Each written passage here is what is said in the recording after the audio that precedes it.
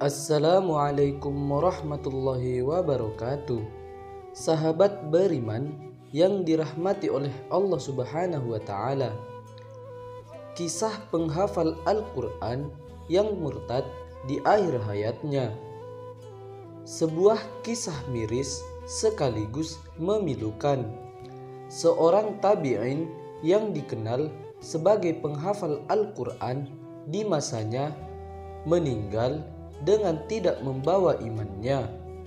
Ia murtad karena terpesona dengan kecantikan seorang wanita. Benarlah apa yang disampaikan Nabi Muhammad SAW 14 abad lebih lalu. Beliau bersabda, sesungguhnya ada orang yang melakukan perbuatan ahli surga seperti yang tampak pada banyak orang, padahal sebenarnya ia ahli neraka. Dan ada orang yang melakukan perbuatan ahli neraka seperti yang tampak pada banyak orang, padahal ia termasuk ahli surga. Dalam riwayat yang sahih, beliau berpesan, sesungguhnya setiap amalan tergantung pada akhirnya. Kisah tabi'in penghafal Al-Quran yang murtad di akhir hayatnya ini patut kita jadikan ibrah. Berikut kisahnya diceritakan Ustadz Abdul Muti Al-Maidani dalam Nasihat Sahabat. Lelaki gagah yang termasuk tabi'in, namanya sebaik-baik nama, Abdul bin Abdurrahim. Keimanannya tak diragukan. Ia adalah seorang hafiz.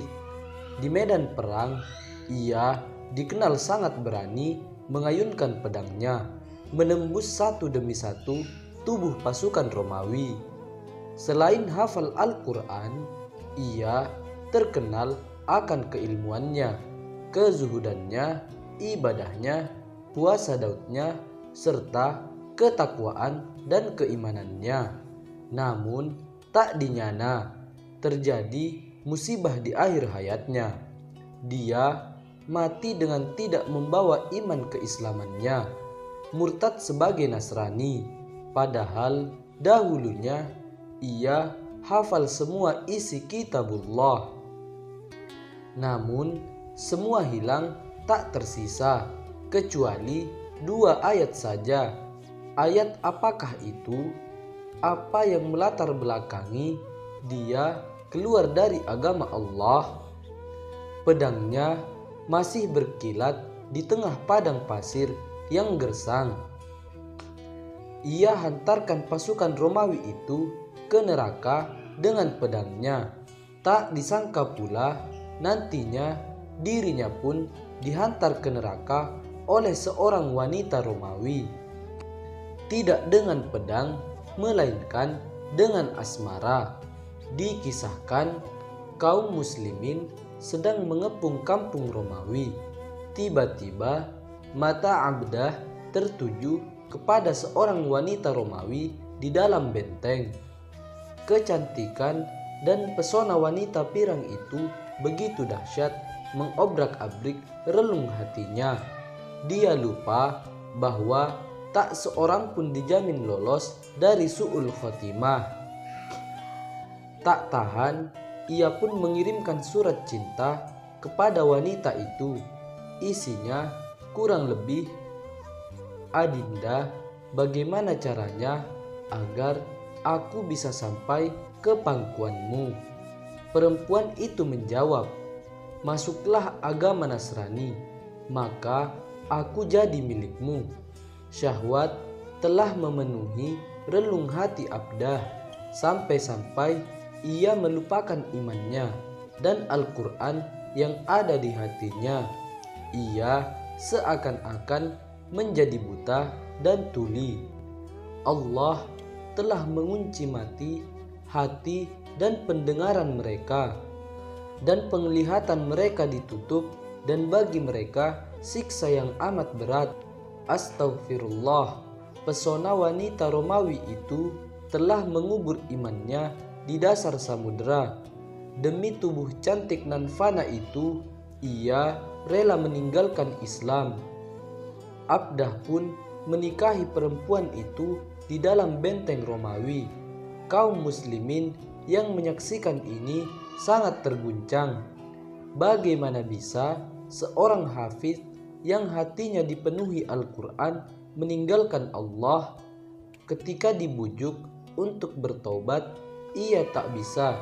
Ketika ditanyakan kepadanya, "Di mana Al-Quranmu yang dulu?" ia menjawab, "Aku telah lupa semua isi Al-Quran kecuali 2 ayat saja." 2 ayat itu adalah orang-orang yang kafir itu seringkali nanti di akhirat menginginkan kiranya mereka dahulu di dunia menjadi orang-orang muslim.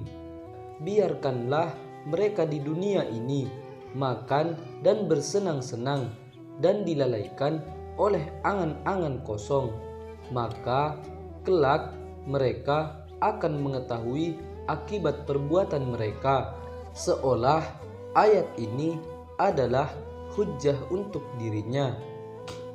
Kutukan sekaligus peringatan Allah yang terakhir, namun tak digubrisnya, dan ia bahagia hidup berlimpah harta dan keturunan bersama kaum Nasrani.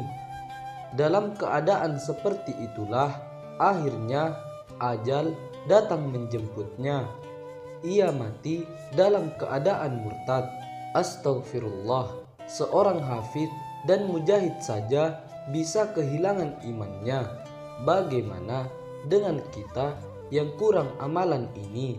Rasul pernah bersabda, "Tidak pernah kutinggalkan setelahku fitnah yang lebih dahsyat bahayanya bagi kaum pria daripada fitnah wanita."